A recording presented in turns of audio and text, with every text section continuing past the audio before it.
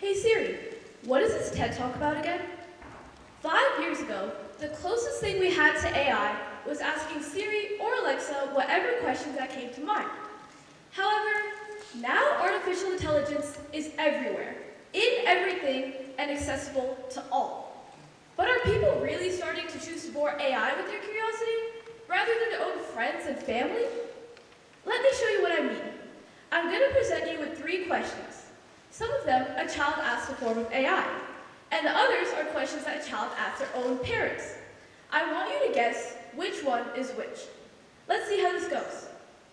First question, if I eat myself, will I become twice as big or disappear? Raise your hand if you think this is a question that a child asked AI. Raise your hand if you think this is a question that a child asked their parents. This was a question that a child asked ChatGPT, which is a form of AI. Next question, can you breathe underwater with a really long straw? Raise your hand if you think this is a question that a child asked AI. Raise your hand if you think this is a question that a child asked their own parents. This is a question that a child asked their parents. Last one, do you get lonely when nobody talks to you?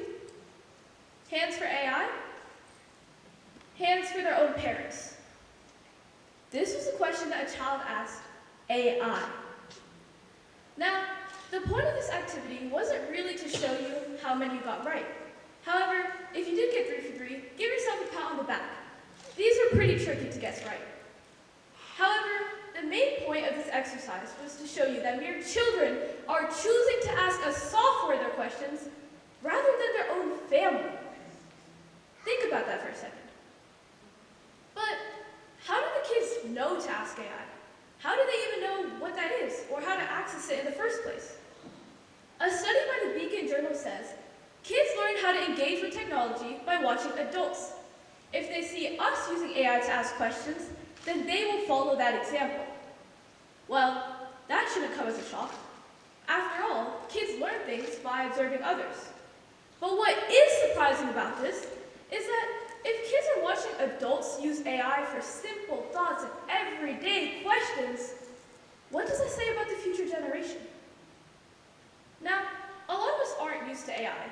Most of us don't even know what that is. If you were to search up the dangers of using AI, some sites would tell you that it's bad for the environment because it demands vast amounts of water cooling. And others would tell you that it's actually good for the environment because it can be used for wildlife tracking and protection of endangered species. So with so much left and right, good and bad, right and wrong, what does that leave you with thinking? First, let me give you an overview of what AI actually is. AI stands for Artificial Intelligence, and it is a form of computer science that can develop systems which are capable of replicating human intelligence. The main takeaway is, when you ask Google or another search engine something, it pulls information from other sources and then provides you with a list of resources that you can then go through. AI, on the other hand, also pulls information from other sources, but then it analyzes it, synthesizes it, and summarizes all of it for you. And this happens in a matter of seconds.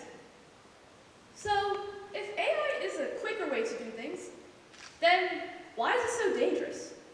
Should we fear it? Or should we incorporate it? Whether you like it or not, AI is making an appearance in everything. As I'm sure most of you know by now, if you search something up on Google, the very first thing that pops up is an AI overview.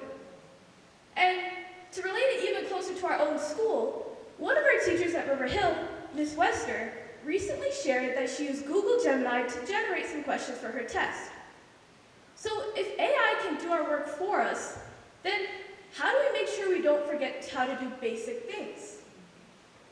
The inclusion of AI can be frustrating, but it can also be helpful, seeing as how AI is arguably the most effective way to do things, such as your research, summarizing an article, or coming up with a graphic that you can't envision on your own. If AI really is a more effective way to do things, then why is it so frowned upon? What truly makes AI incapable of replacing human creation? I want you to direct your attention to the screen now. Displayed is a graphic representing what it's like to ask AI to make something. You enter in your request and expect an output of what you envisioned. However, take a look at what was created instead. This is because AI cannot create. It can only generate. And what might only seem like a difference of words is actually the very thing that sets artificial intelligence apart from human intelligence. The word create, by definition, means to bring something into existence, while the word generate means to produce something. Again, the words may seem interchangeable, but take a second to think about the difference. To create something, you can't just take different pieces from different things, put it together, and expect it to be something entirely new. However, this is exactly what AI does. When you ask it to make something, say an image or video, it may give off the impression that it just pulled it out of thin air, but really, it just took things from different places and it presented you with that. As technology improves, AI is certainly becoming better at creating works of art, such as graphics, images, songs, and videos that seem like they were made by real people. Does this mean these pieces are better than the ones created by humans? To provide some context for that, displayed now are some works generated by AI. Take a second to look at these pieces. While they may seem mesmerizing to look at, the truth of the matter is they cannot replace human creation.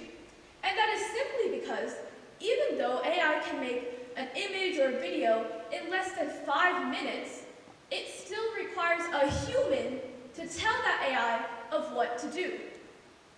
Another thing you may notice from these works of art is that they look smooth and almost perfect. Well, isn't that a good thing? Isn't perfection the thing that we humans strive for the most when doing literally anything? Displayed now are some of the most famous artworks of all time. What do these paintings have that the AI ones lack? Leonardo da Vinci spent 16 years refining and perfecting the Mona Lisa. So, if AI can make an artwork in a matter of minutes, and this painting took over a decade to complete, then shouldn't the AI work be preferable? Well, that part is up to you, seeing as how beauty is in the eyes of the beholder. However, let's think back to the example of creation versus generation. No matter how much AI improves, the one thing that it can never replicate is your creativity.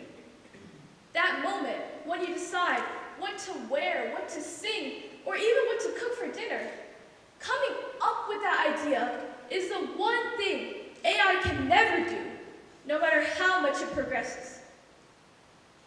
AI may be able to do our homework faster than us.